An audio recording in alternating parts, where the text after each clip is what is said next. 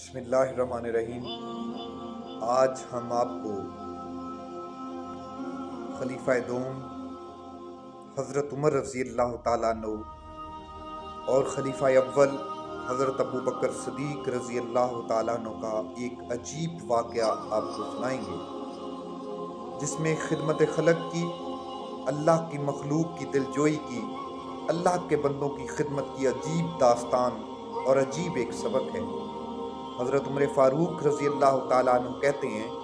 کہ جب خلیفہ اول کے وصال کا وقت قریب آیا تو انہوں نے اپنی تمام ڈیوٹیاں، تمام فرائض وہ مجھے بتانے کے لیے بلایا کہ عمر میں فلاں کے گھر میں پانی بھرتا تھا، فلاں کی لکڑیاں میرے ذمہ تھیں، فلاں کے گھر جھاڑو میرے ذمہ تھا، فلاں کی روزی روٹی میرے ذمہ تھی، فلاں گھر کا راشن میں دیتا تھا، فلاں گھر والوں کی خبرگیری میں کرتا تھا۔ یہ بتاتے ہوئے حضرت ابوبکر صدیق رضی اللہ تعالیٰ عنہ نے بتایا کہ فلاں جگہ پر ایک غار کے اندر ایک بوڑھا قیام پذیر ہے، اس کو کھانا میں جا کے کھلاتا ہوں۔ آپ دیکھیں کہ خلیفہ اول سیدنا ابوبکر صدیق رضی اللہ تعالیٰ عنہ، میرے اور آپ کے نبی کے سچے ساتھی، صدیق کا لقب پانے والے اور پوری امت مسلمہ کے طاقتور ترین خلیفہ، ان کی اپنی خدمت خلق کا جذبہ اور عالم دیکھی، اور وفات کا وقت قریب ہے مگر وہ یہ بتانا بھولے نہیں ہیں، انہوں نے یاد رکھا ہوا ہے اس غار کے اندر اس بوڑھے کو بھی کہ اس کے کھانے کی ذمہ داری میرے اوپر تھی، میرے بعد یہ خلیفہ دوم کو یہ ڈیوٹیاں ادا کرنی ہیں، یہ فرائض پورے کرنے ہیں ان کو، کہیں وہ بوڑھا کھانے کے بغیر نہ رہ جائے، چونکہ وہ انہوں نے بتایا کہ وہ نبینہ بھی ہے۔ تو سیدنا عمر فاروق رضی اللہ تعالیٰ عنہ کہتے ہیں کہ جب خلیفہ کے وصال ہوا تو میں نے اس غار کا رخ کیا، وہاں پر واقعی ایک بوڑھا تھا جو نبینہ بھی تھا، کمزور اور لاغر بھی تھا۔ تو میں نے روٹی کا نوالہ اپنے ساتھ جو لے کے گیا تھا کھانا، روٹی کا نوالہ توڑا، لقمہ اس شخص کے منہ میں جیسے ہی ڈالا تو اس نے ایک چیخ ماری، کہنے لگے کہ شاید آج خلیفہ اول دنیا میں نہیں رہے ہیں۔ حضرت عمر رضی اللہ تعالیٰ عنہ کہنے لگے کہ میں کانپ گیا کہ شاید مجھ سے کوئی خطا سرزد ہوئی ہے،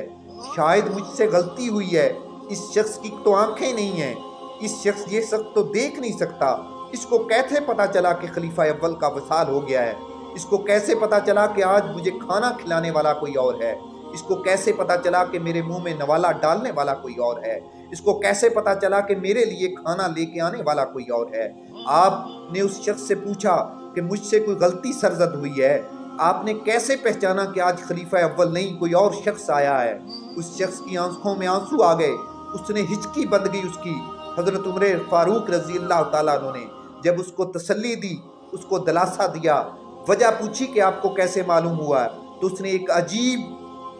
واقعہ، ایک عجیب بات کی۔ یہ پوری امت کے لیے، امت مسلمہ کے حکمرانوں کے لیے، امت مسلمہ کے بڑوں کے لیے، امت مسلمہ کے رکھوالوں کے لیے اس میں ایک سبق ہے۔ کہنے لگے نہیں، آج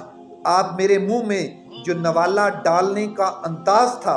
وہ بدلا ہوا تھا، جس کی وجہ سے میں نے پہچانا۔ عمر پاک رضی اللہ تعالیٰ عنہ کہنے لگے کہ وہ کیسے؟ اس شخص نے کہا چونکہ میرے منہ میں دانت نہیں ہے، خلیفہ اول جب میرے لیے کھانا لے کے آتے پہلے اپنے منہ میں چباتے، اس کو نرم کرتے، پھر میرے منہ میں نوالا ڈالتے۔ عمر پاک رضی اللہ تعالیٰ عنہ کو تو یہ چونکہ معلوم نہیں تھا کہ اس کی بینائی کے ساتھ ساتھ اس کے منہ میں دانت بھی گر چکے ہیں، آپ نے کھانے کا نوالا اسی طریقے سے اس کے منہ میں ڈالا، اور منہ میں نوالا ڈالنے کا یہ جو انداز تھا یہ اس کو بتا گیا کہ آج خلیفہ اول دنیا میں نہیں رہے۔ عمر فاروق رضی اللہ تعالیٰ عنہ نے ایک سردار بری اور کہا کہ میں کبھی بھی خدمت خلق میں خلیفہ اول سے سبقت نہیں لے سکتا، ان کی خدمت کے انداز، ان کی خدمت کے طریقے، ان کی خدمت خلق کا جذبہ، اللہ کی مخلوق کا درد، اللہ کی مخلوق کی دل جوئی، اللہ کی مخلوق کی چارہ سازی، اللہ کی مخلوق کی خدمت، اللہ کی مخلوق کا خیال رکھنا، اپنی رعایا کا خیال رکھنا، اپنی رعایا کے دکھ سکھ کا خیال رکھنا، ان کی خوشیوں کا خیال رکھنا، یہی میرے نبی کریم اور خلفائے راشدین کی زندگی